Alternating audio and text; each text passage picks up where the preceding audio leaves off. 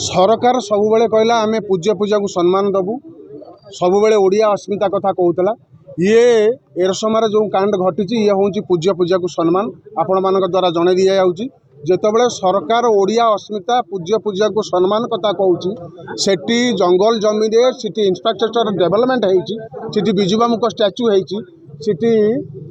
cafe होती विभिन्न प्रकार टूरिज्म प्लेस करा सब प्रकार इंफ्रास्ट्रक्चर तापर भी जदि 10 फुटे कौन लोक जा स्थापना करूला ताकू भांगार रिजन कौन था क्या प्ररोचन भांगी आगामी दिन में जदि ये कथा कलेक्टर महोदय आ एसपी आज डीएफओ समस्ते मिलित अनुसार आम जो मेमोरांडम देलु से आमको कहले 2 दिन भितर इनक्वारी कर कहूँ आम किए पछपटे अच्छी आपण को आश्योरेंस दौचु आम आपण को जमी देवु से ही स्थापन करा प्रतिमूर्ति जो भाव में लोकों मन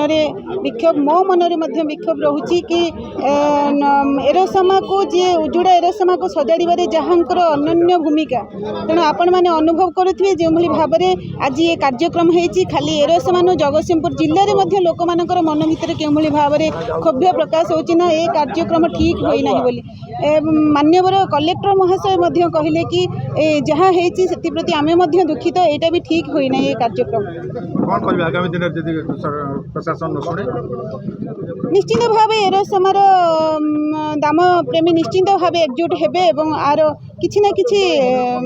रास्ता रोक करबा माने कौन अनुभव कर सारा ओडिशा रे जन विशिष्ट राजनेता जब कह गले डॉक्टर दामोदर राउत